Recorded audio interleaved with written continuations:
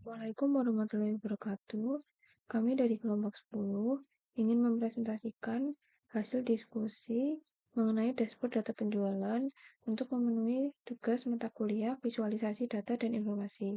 Kelompok 10 terdiri dari Ayu Rahmawati dengan NIM 2205523011 dan Yuri Cynthia Prasetya dengan NIM 2205523022.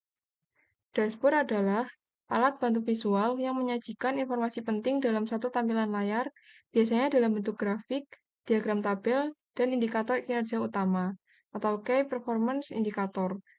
Dashboard memungkinkan pengguna untuk memantau dan menganalisis data secara cepat dan efisien. Dashboard penjualan adalah jenis dashboard yang dirancang khusus untuk menampilkan data penjualan perusahaan. Biasanya mencakup metrik seperti total penjualan, produk terlaris, wilayah penjualan, tren penjualan berdasarkan waktu, serta kinerja tenaga penjual. Dengan dashboard ini, pihak manajemen dapat lebih mudah melakukan analisis terhadap kinerja penjualan dan membuat keputusan yang didasarkan pada data yang aktual. Untuk selanjutnya, produk. Dari data produk, menyimpan informasi dasar seperti kode, nama produk, kategori, satuan, harga beli, dan harga jual.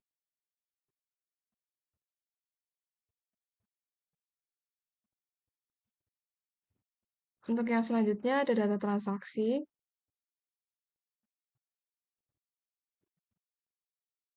Data transaksi merupakan kumpulan data historis penjualan, mencakup tanggal, kode barang, jumlah terjual, jenis penjualan, metode pembayaran, diskon, nama produk, kategori, satuan, harga beli, harga terjual, total harga beli, total harga jual, profit, tanggal, bulan, dan tahun. Serta ada penjualan perhitungan nilai transaksi. Untuk yang selanjutnya pivot.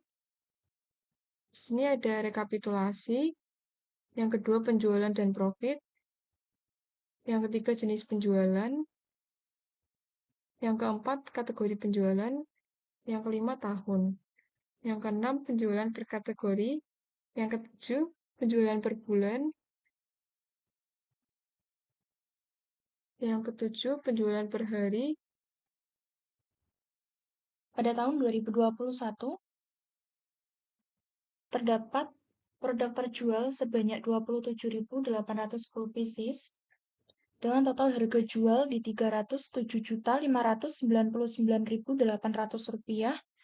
dengan total profit sebanyak 24% di Rp59.755.675. Dan untuk di tahun 2022 terdapat 39.099 pieces produk terjual dengan total harga jual di Rp454.619.100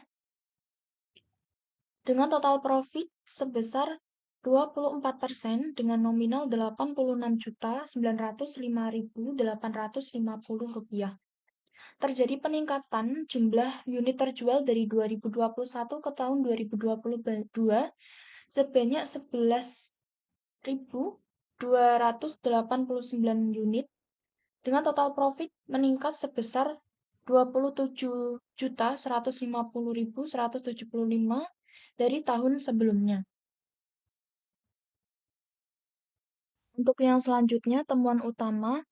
Yang pertama, aspek umum berdasarkan kinerja total tahunan. Pada tahun 2021 ke tahun 2022, total unit terjual growth quantity-nya mengalami kenaikan sebanyak 40,6%. Total harga jual growth quantity-nya di sini mengalami kenaikan 47,8% revenue, dan untuk profit mengalami kenaikan sebanyak 45,5%. Terjadi lonjakan signifikan dari tahun 2021 ke tahun 2022. Di sini mengalami kenaikan dari semua aspek penjualan dan profit. Pertumbuhan profit lebih tinggi dibandingkan pertumbuhan unit. Hal ini berdasarkan identifikasi, efisiensi, harga, atau jual lebih tinggi. Yang kedua, aspek produk berdasarkan kontribusi dan pertumbuhan. Produk-produk makanan ringan dan minuman mendominasi penjualan profit. Produk dengan volume tinggi dan profit besar berpotensi untuk dipertahankan dan dipromosikan. Yang ketiga, ada anomali dan penurunan. Produk dengan penurunan terbesar versus 2022 dan 2021 terdapat produk makanan dengan item bank-bank. Di sini pada tahun 2021 kuantitinya terjual sebanyak 1.496 unit dan pada tahun 2022 terjual sebanyak 986. Year on year, growth kuantitinya mengalami penurunan sebesar minus 34%. Bank-bank adalah salah satu produk makanan dengan penurunan tajam dalam penjualan dan profit. Hal ini menandai adanya masalah, mungkin seperti persaingan harga tidak kompetitif atau stok terbatas. Visualisasi dashboard. Yang pertama, di sini ada grafik total penjualan per bulan. Grafik ini menunjukkan fluktuasi total penjualan dalam juta rupiah dari bulan Januari hingga Desember. Bulan terbaik untuk penjualan adalah pada bulan Agustus, di mana bulan Agustus dengan total penjualan 9,1 juta rupiah. Bulan terendah adalah bulan Desember, turun ke 5,4 juta rupiah. Pola umum di sini menunjukkan peningkatan bertahap menuju pertengahan tahun, kemudian penurunan menjelang akhir tahun. Penurunan di Desember dapat dianalisis lebih lanjut apakah karena stok habis, atau karena libur panjang, atau strategi pemasaran. Yang selanjutnya, pie chart jenis penjualan. Pada tahun 2021, jenis penjualan untuk eceran sebanyak 25%, terkecil namun masih berkontribusi seperlima dari total penjualan. Yang kedua ada grosir dengan persentase 40%, yang merupakan jenis penjualan terbesar hampir setengah dari total transaksi. Untuk yang ketiga itu ada online, cukup signifikan menunjukkan tren digitalisasi penjualan dengan persentase 35%. Untuk pie chart pada bulan bertahun 2022, eceran persentase 26%, grosir dengan persentase 39%, dan online dengan persentase 35%. Kesimpulannya, penjualan eceran adalah yang paling dominan. Ini menunjukkan bahwa pelanggan individu menjadi target utama pasar. Yang kedua, penjualan online menempati posisi kedua. Ini mencerminkan adaptasi bisnis terhadap platform digital dan memungkinkan pertumbuhan ke depan. Yang ketiga, penjualan grosir paling kecil, namun tetap penting sebagai penyalur barang dalam jumlah yang besar. Untuk penjualan atau kategori, itu ada perawatan tubuh, alat tulis, dan minuman, serta makanan.